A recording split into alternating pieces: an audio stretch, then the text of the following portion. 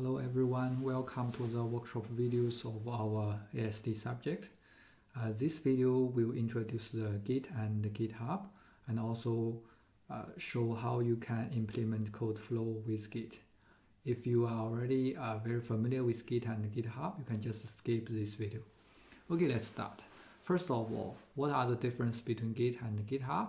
So Git is just a version control system that lets you to manage and keep track of your source code history and also the whole project. And GitHub is a cloud-based hosting service that can let you to realize Git, and you can manage Git repositories in GitHub. But anyway, GitHub might be the most famous version of the Git. Okay, Git is distinguished by several features. First of all, Git is a distributed version control system. That's different from some centralized version control systems. And also, the most important concept in Git is the repositories. It will include different histories, and you can clone different repositories locally. And it will have lightweight branches handled and managed by different collaborators or members in the project. And the most granular permission you can apply is to a repository or branch, and also you can quickly start small projects as you may have done in GitHub, and also you can scale up to very large project. You will see that most of the big companies actually use Git as a version control system as well. You can also create multiple repositories in a project, so to use different versions for different purpose. This is a very useful system and technique which can help to improve the experience of collaboration and also enable parallel development, especially when you have a big team of developers and also testers, and also you need to deploy it very quickly. And also it will minimize integration debt and merge conflicts. It will try to solve the conflicts within the software, and also it will it can act as a quality gate for your product. Okay.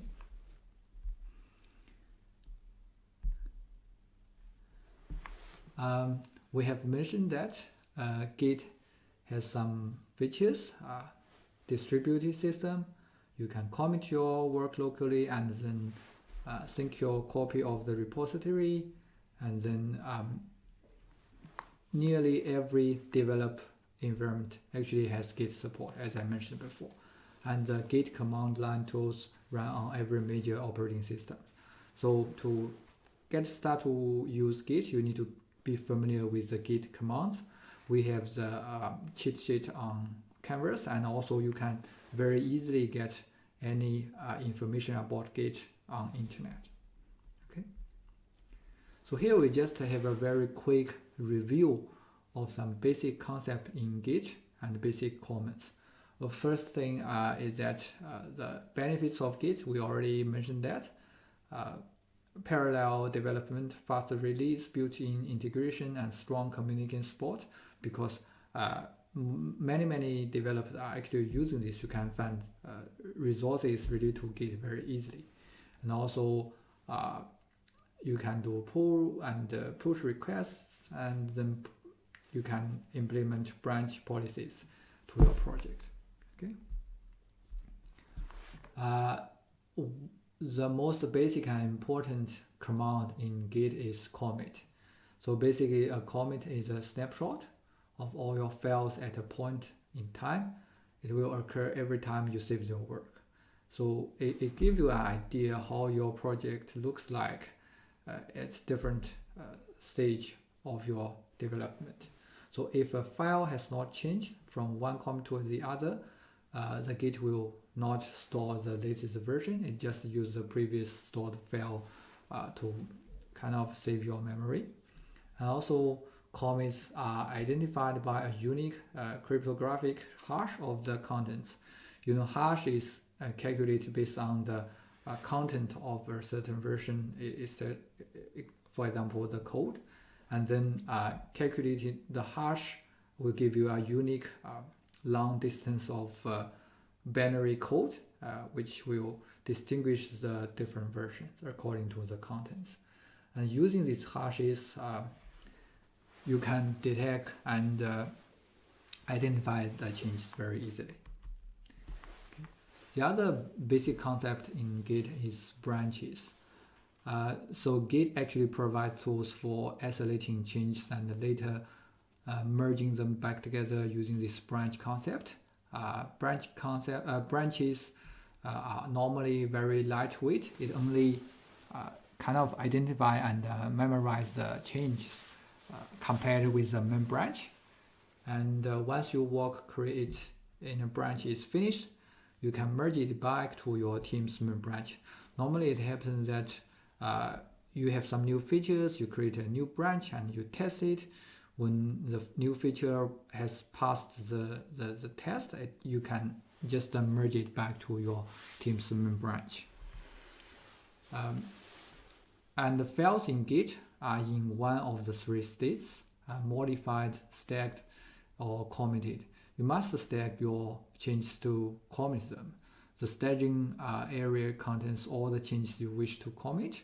Once committed, these changes in the stacked area becomes part of your history. So you remember to stack your changes and then kind of commit them. Otherwise, the changes will not be merged into the branch. And history, so the very important part of this Git system is that it actually stores the history as a whole using this graph, or we call the graph of snapshots of the entire repository from different branches. These snapshots or commits can have multiple parents, creating a history looks like a graph instead of a straight line. You can merge different branches into the master branch or the main branch at the end of the stage. That is allowed by Git. Okay. Repositories also very important, or repo, sometimes we call it this repo, is a folder that you have told Git to track change. So basically what you will do in the project is that you create a repository for the project and you put all the files for your own project into that repository. Okay, then you can have any number of repositories on your system and each are independent. If you want to create different projects, for example, in GitHub, you can create different repositories. They will not be will not have impact on each other, and each repository will contain every version of every file saved in the repository in that hidden.git folder. It will remember your history. If you kind of clone the Git repository in your local computer, you can see that .git folder actually. And most teams coordinate the changes using this shared repository. It's also what you should do when you do your project. And the first thing you need to do to start the project is to set up the repository for your project. Okay. And this is also the basics for continuous integration, because you can kind of identify and record any changes for a project, and then you can use it as a trigger for the continuous integration, like building, testing, and deployment. Okay, this is a basic for Git and GitHub. One thing I want to remind is that actually Microsoft Azure DevOps have their own Git version software called the Azure repo. You can use that as well. It's very similar to GitHub. In fact, after Microsoft bought GitHub, you can see that Azure repos are very, very similar to GitHub's. But in this sense, you can use either. Feel free to choose according to your own interest. Thanks for watching. See you next video.